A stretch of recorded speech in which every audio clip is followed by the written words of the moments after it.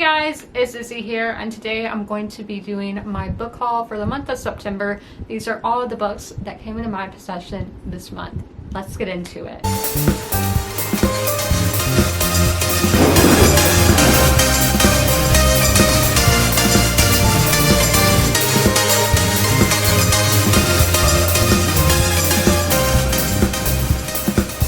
Let's start with what I got at Barnes & Noble. So I renewed my membership there and they gave me this really nice blue bag. You can choose whichever color you want. So I went with blue. It was my favorite out of the choices that they showed me. So I went with kind of spooky, somewhat spooky, because September is not really spooky yet. This week is when spooky season does start, but it says fall right now. So the first book I got is the London Seance Society. I forget how to say that. So this is by Sarah Penner. This is from the author of the sensational bestseller The Lost Apothecary, which I really need to get to. So many people have recommended it to me, so I really think it is one that I'm gonna love. But this is amid the shrouded pallors of Victorian London, two daring women hunt for truth and justice in the perilous art of conjuring the dead.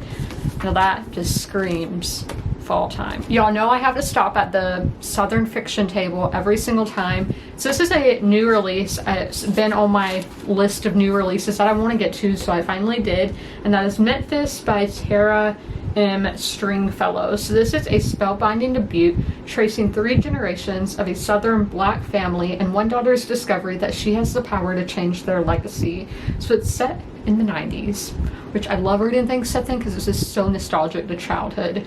But I love generational stories, and I think we're gonna have some magical realism thrown in there, and magical realism is the majority of the time a good time. This is one that I randomly saw and it screams right up my alley. I've been watching, or I did finish watching, Winning Time, The Rise of the Laker Dynasty, which is an HBO show, or should I say was an HBO show. It did get canceled last week, but so I've really been into that era, that location. So I picked up The Sunset Crowd by Karen Tanabe. You know, I can never read the fonts they use for these things, and with people's last names, those are not words that we're gonna know. Like with this, I can be like, okay, I know the word sunset, so I know that says sunset, but like people's names, I'm like, I've never met you before, I don't know what your name is. The LA darling Everest Scott, the daughter of an Oscar-winning director and a Brazilian bombshell actress. Ava, I don't know how I said it, is the city's reigning style queen. By day, she's at the helm of the Sunset on Sunset, the store beloved by Hollywood's young and beautiful. By night, she's on the arm of Kaide LaFerre, Hawaii's hottest export and screenwriter of the moment. So observing it all is Bea DuPont, a photographer for Rolling Stone and Vogue, who never misses a party, but always keeps to the fringes. A Manhattan blue blood and turned West Coast bohemian, Bea holds Everest's Sunset Crowd together. She's also Kai's oldest friend. She's harbored a not-so-secret flame for him since they met at an elite Swiss boarding school. From Rodeo Drive to the French Riviera, Karen Tanabe serves in normal font. The Sunset Crowd is a tale of survival and reinvention, of faking it until you make it, and the glittering uphill of success and stardom as it seeks to answer the timeless question, who gets to have the American dream? I've been thinking about that a lot lately. What is the American dream? I think it's different for everybody, because do we all have one set dream? No, but I'm not going to get into that here. So this is another one that is, again, a new release that I've had my eyes on, and it is Lone Women by Victor Lavelle. So this is a woman with a past, a mysterious trunk, a town on the edge of nowhere, and a bracing new vision of the American West. So y'all know I love Western stories, and then this is adding in those horror, magical realism vibes, and it's everything that I got at Barnes & Noble this month. If you haven't been following my vlogs, I've been having a lot of procedures done. I got diagnosed with perianal disease, so I had to go through treatment for that. And that being said, you can go through that with no medication, but I am somebody who's extremely anxious of medical procedures, so I had to be put on anxiety medication for these procedures. Therefore, I get a little loopy, tipsy, like, yeah, you know, I get kind of crazy. And that means Amazon books 25% off this happened. I bought all these books.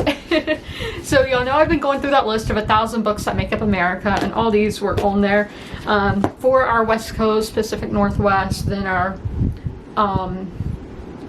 non-continental, our Hawaii, Alaska settings.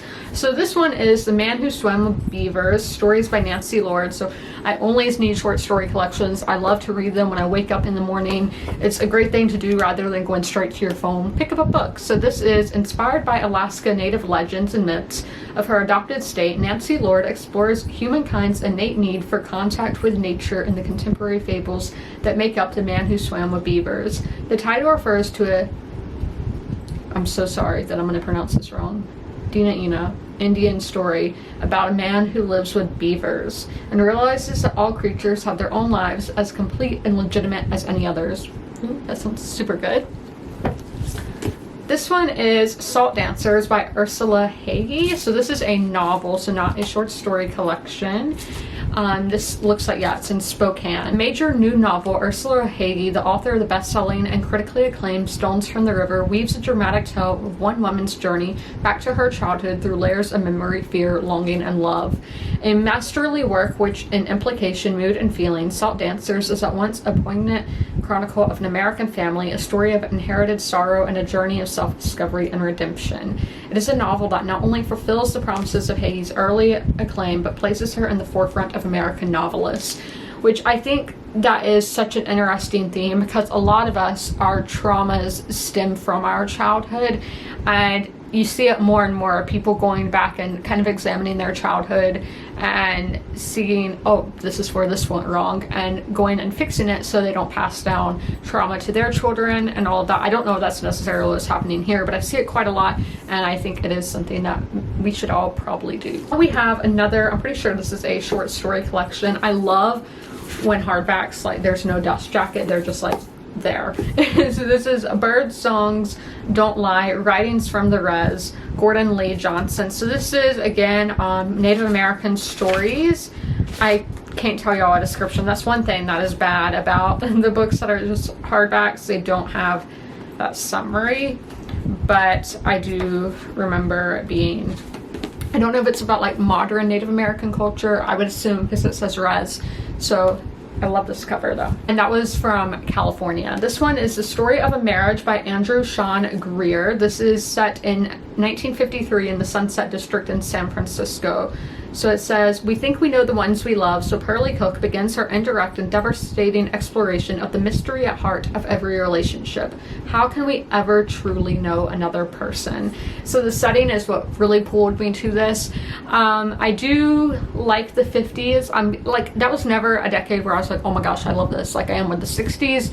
But it's one I do want to know more about. And then I love San Francisco. Y'all know it has a special place. Okay guys, the camera started dying, so we are on the floor now. I'm sorry that I did not charge my battery before filming, and I'm sorry I'm kind of like crouched down. It's just how this has to be. So on that same voyage, I got this book, which is cover. I'm like, people are gonna think I'm reading something crazy. I don't know, it might be crazy, but I mean, should I care what people think about what I read? No. This is The Song As You, a novel by Megan Abbott. So this is on October 7th, 1949. Dark-haired starlet Jean Sprengler kissed her 5-year-old daughter goodbye and left her for a night shoot at a Hollywood studio. She was never seen again.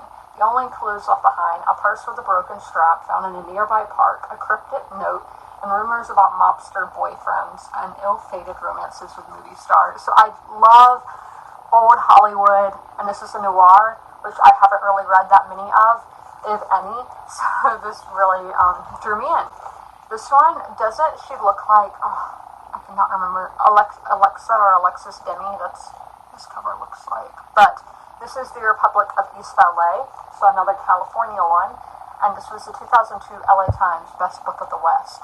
So this is, in these stories, Luis J. Rodriguez gives eloquent voice to the neighborhood where he spent many years as a resident, a father, an organizer, and finally a writer, a neighborhood that offers more to the world than its appearance allows. So I love when books are kind of love letters to a location, and since this is where the author's from, I think that even makes it more poetic or makes it more beautiful. And I can't imagine, because I was sitting in the car when I was going to one of my appointments the other day, And I was just like, and this was when I was sober, I was like, I just love it here. People on Reddit hate on my town a lot because we're not one of the biggest cities in the state, but we're a decent sized city. And yeah, people hate on it all the time. I was just sitting in the car, seeing all the cars and buses and everything go by. And I was like, man, I love it here. I don't know how people can hate on it. People just have different tastes, so we can't all like the same things. But yes, so I love when people appreciate where they've come from. So here's another thing that I did while I was under the influence. I did my book of the month order, and I got 4 books instead of just 1. I usually skip one, went a little crazy. So the first book I got is by one of my favorite authors, Lauren Groff, and it's a short one, so I cannot wait to get to this. But this is the Vaster Wilds, again, crazy font. So a servant girl escapes from a colonial settlement into the night. She carries nothing with her but her wits, a few possessions, and a spark of God that burns hot within her. When she finds in this terra incognita is beyond limits of her imagination and will bend her belief in everything that her own civilization has taught her. I really want to read colonial American settings, thank you Outlander, and then being one of my favorite authors, I had to pick it up. And this one is a non-fiction. It says, While You Were Out, an intimate family portrait of mental illness in the era of silence by Meg Kissinger. So I love to read about mental illness because it's something that's so prevalent in society, and honestly what I think is the biggest problem in America, because I think it leads to so many other things. So I love to read about it just to expand my knowledge on it. And then in the era of silence. So think about, for so long nobody talked about what was going on inside their head or anything, or it was a very hush-hush topic. So I want to see what it was like to go through mental illness during that time period. So this is growing up in the 1960s in the suburbs of Chicago. Meg Kissinger's family seemed to live a charmed life. With 8 kids and 2 loving parents, the Kissingers radiate a warm, boisterous energy. Whether they're spending days on the shores of Lake Michigan, barreling down the ski slopes, or navigating the trials of their Catholic school, the Kissingers always knew how to live large and play hard. So it's going through that, and they look picture perfect on the outside, and then on the inside, it's not as it seems. Then this one, love this cover. This is Bright Young Women by Jessica Knoll. So this is a story of 2 women who demanded answers to questions nobody would ask. What happened to Ruth the day she went missing, and how did a serial killer from the Pacific Northwest set his sights on the sorority house in Florida? Toggling between those nightmarish days in 1978 and the letter that brings Pamela and Tina together in the present, an astounding truth is revealed, along with a portrait of the extraordinary women who saw past the media's glorification of the Kennedy of killers, who he really was. So this is told, my understanding, from the victims, or maybe the new victims of Ted Bundy, from their perspective, which I've talked about before. I'm not a huge true crime person. It's just not really my thing. I was about to say I don't really care. Obviously I do care. I don't want people getting murdered, and I want justice for those people, but it's just not something that sparks my interest. But fictionalized, I think I could enjoy it more. Like, I can read it. But then with Ted Bundy, I saw that movie with Zac Efron in it. I saw that, and I would say it was like a 3-star, but when I watched it, who knows what I gave it.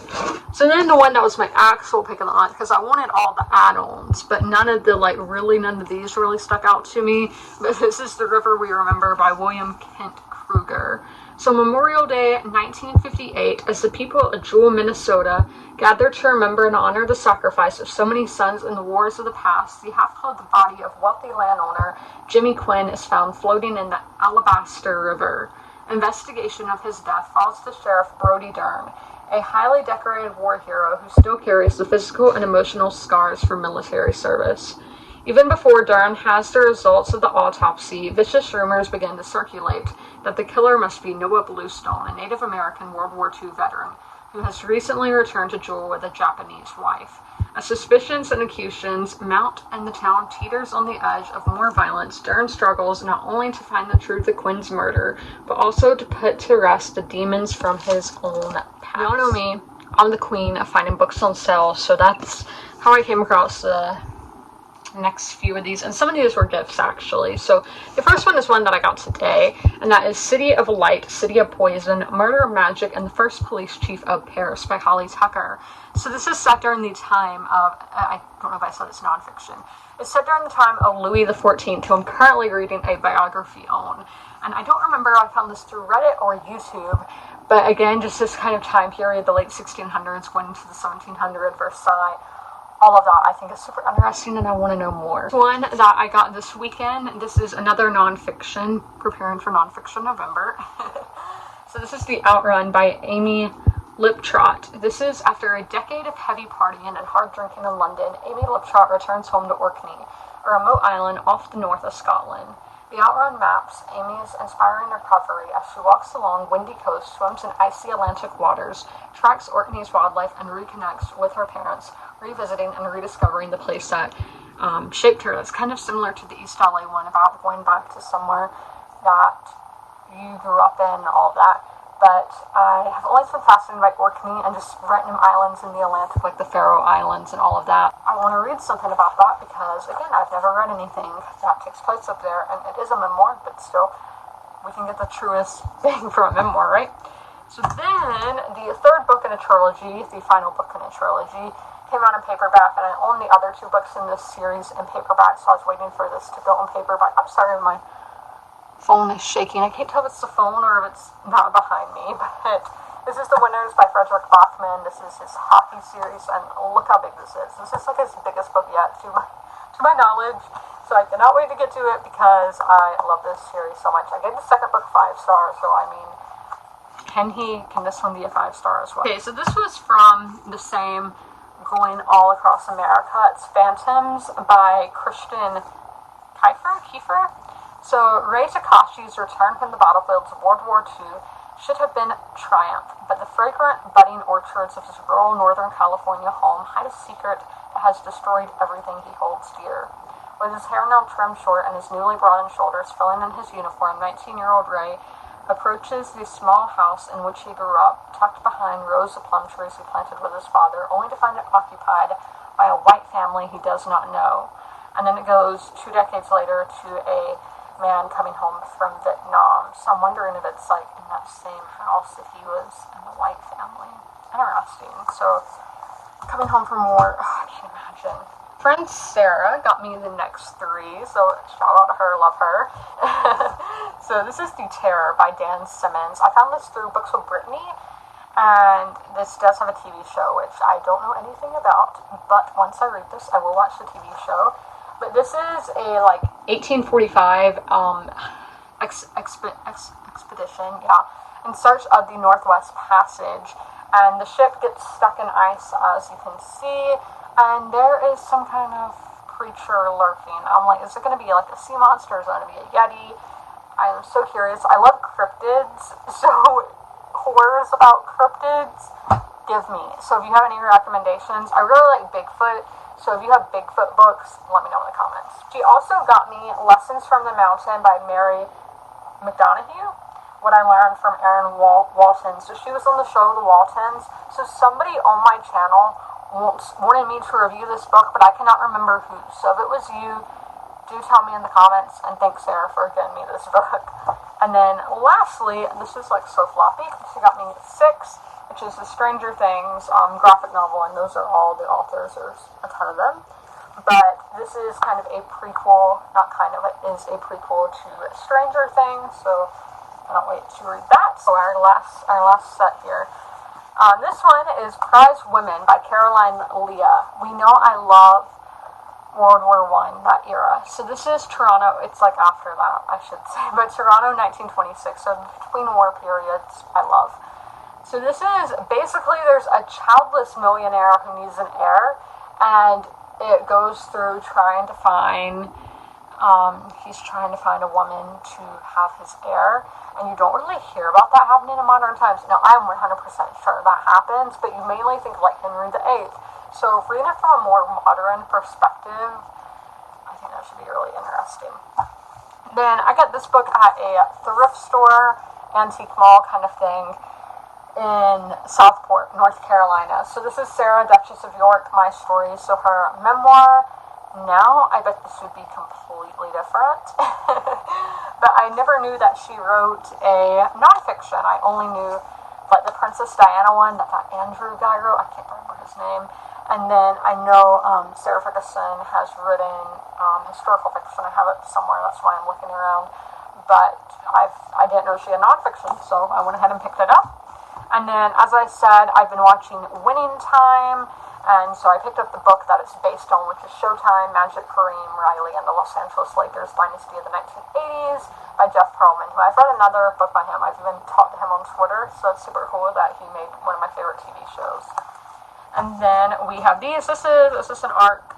Yes, this is an arc. So this is The Residue Years by Mitchell K. Jackson. I think this was in my cross-country voyage. It takes place in Portland. So Mitchell Jackson grew up black in a neglected neighborhood in America's whitest city, Portland, Oregon. Now, I would have never guessed Portland's the whitest city. To be honest, I would guess like Salt Lake City, but I really have never thought about it. So this is in the 90s, fallen under the shadow of crack cocaine and its familiar mayhem. So now we have I got this one on eBay, and I got that article on eBay as well. So this is Hot Stew by Fiona Mosley. This looks sad girl lit, but let's see here. In the middle of the bustle of London Soho, among the theaters and sex shops and pubs, there sits a building. It isn't particularly assuming, but its location is prime, and Agatha Howard, a young millionaire with a fortune of mysterious provenance, has decided it's the perfect spot to build condos. First, though, she has to kick out all the tenants, and Precious and Tabitha, two women who live and work in a brothel house in the building, are determined to not go quietly. Wow, that's gonna get good. That sounds good. And then the last one is a new release that just sounded straight at my alley, and it is The Lost Journals of Sacagawea by Deborah Magpie Erling. Love this cover. Again, I love reading about America from this time period, and Sacagawea is one of my favorite women in American history. So raised among the Limhi Shoshone, in this telling, the young Sacagawea is bright and bold, growing strong from the hard work of learning all ways to survive, gathering berries, water, roots, and wood, butchering buffalo, antelope, and deer, weaving baskets, and listening to the stories of her elders. When her village is raided and her beloved Ape and Bia are killed, Sacagawea is kidnapped and then gambled away to Charbonneau, a French-Canadian trapper. Heavy with grief, Sacagawea learns how to survive at the edge of a strange new world, teeming with fur trappers and traders. When Lewis and Clark's expedition party arrives, Sacagawea knows that she must cross a vast and brutal terrain with her newborn son, the white man who owns her, and a company of men who wish to conquer and commodify the world she loves. Oh, I can't imagine being her. What a strong woman in our history. So those are all the books that I got in September. I did go kind of crazy. Blame me going to the dentist for that. But I hope you guys enjoyed this video. Leave a bear emoji if you made it all the way through. I'm sorry that we had to switch to iPhone footage. But as always, comment, rate, and subscribe. And don't forget to ring that notification bell to be notified when all my videos go live. I'll see you in the next one. Bye.